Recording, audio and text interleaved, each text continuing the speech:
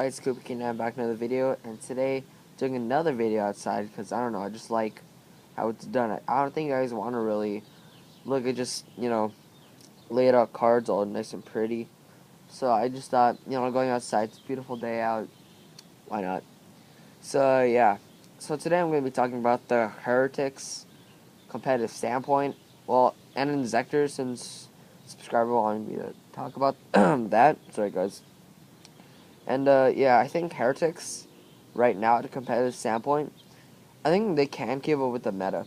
Cart like decks like Boojins, I think they can keep up with Madolches, Sylvans, Girgias. They can really keep up with them as long as you play the right cards in the right main deck. I mean, the deck I'm playing, you play a lot of cards so that you can live an extra turn, so you can beat down your opponent with the deck. I mean, like it just absolutely. Oh my god, it destroys Sylvans. It can easily beat Boojins because they absolutely have no resources to stop the Neptet pops, and they don't really run back row. So I mean, game one, it's actually a piece of cake. Kaiser Coliseum is not a big deal because you just go special Tefnuit, tribute to special summon Sue. You don't get the normal summon, you just tribute for Sue, pop the back row or pop the Kaiser, and therefore Kaiser's not a really big deal.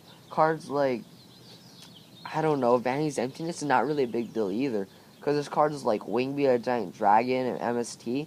Like, I main deck 2 of MST and 3 of Wingbeat. So, I mean, it doesn't really affect me much. And a deck like Dolce's, I mean, I run triple Swiss Scarecrow. I'm thinking about main decking Max C.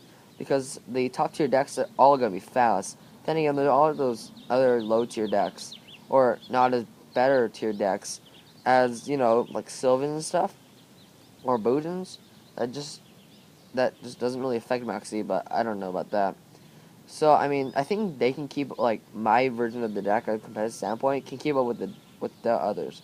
Now looking at the other Heretics, like the ones with the Seal of Ashes and stuff, um, not really much to say. They run skill drain, so they can keep up with cards like Boojins and that kind of deck and Karakuri, but they will lose to Artifacts. Now, Artifacts is a hard matchup for the Heretics, for at least the other versions of Heretics, because, I mean, what is Skill Drain gonna do? It only affects, what's it called, monsters, and they're counted as spells when they're set, so, I mean, if you go pop, if you go double Cyclone, they can just absolutely wreck your day up. And if you wing beat them, I mean, that's worse. So, I mean, like, Wingbeat and, Wingbeat. Actually, that's a great card against that because you can go Special Tef, then Wingbeat. They activate the Wingbeat resolves, and then all the artifacts activate their effects. So, I mean, it doesn't really do anything because when you think about it, like, the only problem you'll have against the artifact matchup is not having your Wingbeat. So, I mean, I'm fine with that. And last of all, Karakuri Girgia. Now, that is probably another decently easy matchup. I mean, all you have to do is just disrupt their armor plays by popping it every time. I mean, if they can't get their armor off, what are they going to do? I mean, legitimately, play a game of Yu-Gi-Oh! Without any armor, and I guarantee you'll lose. Because, I mean, the best you can do is MK into MK, make a level 3, and then what, cry from there? Because you can't make a Gear Giant X with your armor? I mean, come on, what are you going to do?